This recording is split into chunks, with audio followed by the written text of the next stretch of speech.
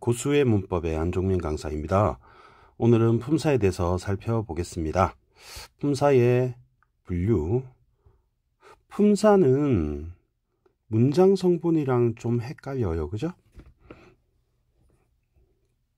그래서 품사를 선생님이 조금 비유를 하자면, 품사는 불국사, 조계사, 해인사, 절이라고 생각하면 될 것 같아요. 통도사, 우리 절은 백담사, 사로 끝나잖아요. 백담사, 절. 그래서 절이라고 생각해서 사로 끝나고, 문장 성분이잖아요. 문장 성분. 그래서 물고기라고 생각하시면 될 것 같습니다. 물고기라고 생각하셔서 붕어, 잉어, 숭어, 향어, 다랑어 이렇게 생각하시면 좀 쉬울 것 같습니다. 그래서 사로 끝나는 말인데 국어에서는 9개가 있어요. 그래서 구품사가 있습니다. 그래서 관 그러면 관형사 이렇게. 그런데 문장 성분은 어로 끝나는 말이잖아요. 물고기처럼. 그래서 7개가 있습니다. 품사가 9개라면 문장 성분 7개니까 좀 더 넓은 단위죠. 띄어쓰기 단위로 생각하시면 됩니다. 띄어쓰기에 있잖아요. 그래서 관 그러면 관형사가 아니고 관형 이렇게 기억하시면 됩니다. 그래서 오늘은 품사를 배울 텐데요. 품사를 알아야 문장 성분을 이제 이해할 수 있어요. 그래서 품사의 분류는 굉장히 중요한데, 일단 분류할 때 기준 아주 중요합니다. 첫 번째는 형태를 가지고 분류를 해요. 형태를 가지고 분류하고, 두 번째는 기능을 가지고 구분하고, 그 다음에 세 번째는 의미를 가지고 분류를 해요. 이 세 가지는 여러분이 개념적으로 가장 중요한 것이니까 알아두시기 바랍니다. 일단 품사. 품사는 첫 번째 분류 기준이 선생님이 형태라고 했죠. 그래서 변하는가, 변하지 않는가를 가지고 얘기를 해요. 그래서 좀 변한다 그러면 가변어, 변한다, 변함. 그래서 안 변한다 그러면 불변, 불변어 이렇게 합니다. 변하지 않는 단어. 변하지 않은, 우리 바다라고 하면 바다, 바도 이런 식으로 변하지는 않죠. 바두 이런 식으로 변하지 않고 바다 고정돼 있잖아요. 그런데 우리 먹다의 경우에는 우리 먹고, 먹지, 먹으면처럼 이렇게 변하죠. 그래서 가변어라고 합니다. 그래서 두 번째 분류 기준은 기능인데요. 하는 일이 어떤 역할을 하는가 공통적으로 묶어 놓은 게 있습니다. 체언, 관계언, 수식언, 독립언, 용언 이렇게 얘기해요. 선생님이 지금 펜을 손에 들고 있는데요. 우리 펜 그러면 명사잖아요. 명사. 그리고 이 펜을 대신하면 이것 이렇게 말할 수 있겠죠. 이것 이렇게 말했을 때 이거는 명사를 대신했다고 대명사 이렇게 얘기합니다. 대명사. 영어의 it, that 이런 겁니다. 그리고 하나 그러면 이제 숫자라고 해서 수사라고 해요. 그래서 명대수 이렇게 합니다. 그게 이제 이 세 가지가 체언에 들어간다 이렇게 보시면 돼요. 체언에. 근데 우리 명대수 합쳐서 체언인데 뒤에 뭐가 보느냐, 펜이 그것을, 하나의, 하나도처럼 우리 조사가 오죠. 조사.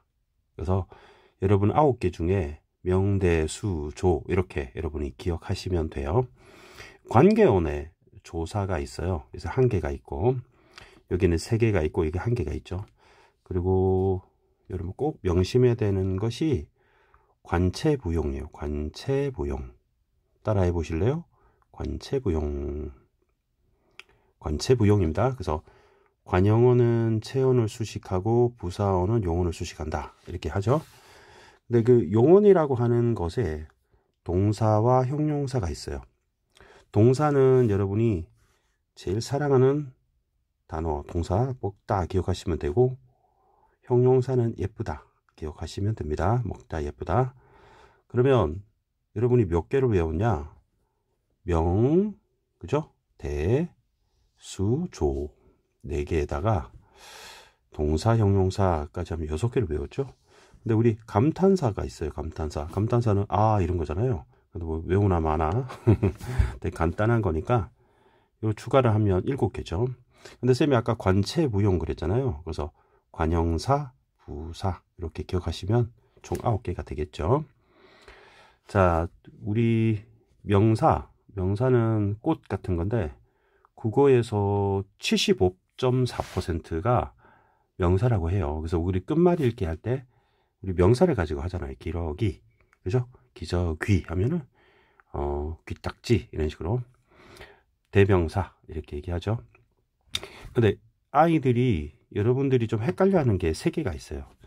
영어에는 없는데 국어에만 있어서 좀 헷갈려해요. 그래서 수사 있죠, 수사. 영어에 없어요. 조사도 없죠. 뭐 영어에는 전치사가 있죠. 관형사. 이게 좀 헷갈려요, 여기에. 그래서 영어로 원 그러면 원 하면 원 그럼 명사입니다. 근데 국어에는 수사라고 하고요. 조사가 없으니까 국어에서는 조사가 있는데 영어에서는 전치사가 이걸 대신할 겁니다. 그다음에 관형사도 영어에 없어요. 만약에 new book 그러면 새 책이잖아요. 근데 영어에서는 형용사라고 하죠. 근데 국어에서는 관형사라고 합니다. 관체부용 기억하시면 되고, 관체부용 할 때 부사가 나왔네요. 감탄사는 그렇게 중요하지 않으니까 이렇게 보시면 됐습니다. 그래서 관체부용 기억하시고, 퍼센트를 보니까 조사를 제외하고 뭐 대명사는 0.1%, 수사는 0.06%, 우리말에서 우리 글에서 쓰고 있는 비율로 따지면, 그리고 관형사는 0.4%, 수사는 4.11%, 4.11%, 감탄사 0.2% 정도 됩니다. 그리고 중요한 게 동사, 형용사죠. 동사, 형용사. 동사는 쌤이 아까 먹다 15.6%, 형용사 3.98%. 그래서 동사는 우리 니은다, 는다를 붙일 수 있어요. 니은다, 는다를 붙일 수 있어요. 그래서 먹는다 이렇게 하면 말이 되죠. 근데 예쁜다는 말이 안 되죠, 그죠? 그래서 요 현재형을 가지고 여러분이 생각하면 됩니다. 예를 들어서 여러분 설레다 그러면 움직임은 아니라서 형용사라고 알고 있는 친구들이 많은데요, 동사입니다. 그 이유는 니은다 붙여볼까요? 설렌다 이렇게 하면 말이 되죠, 그죠? 그래서 얘는 말이 되기 때문에 동사입니다. 그래서 품사의 분류를 여러분이 잘 기억하시고 적용하시기 바랍니다. 여기서는 요 형태, 기능, 의미 해서 요 표를 여러분이 안 보고 좀 연습할 수 있도록 이렇게 반복하시면 어떨까 생각을 합니다. 자, 품사의 분류는 요것으로 마치고요. 본격적으로 선생님이 하나씩 설명을 할 텐데요. 선생님이 설명할 때 좀 잘라서 설명을 할까 해요. 첫 번째로는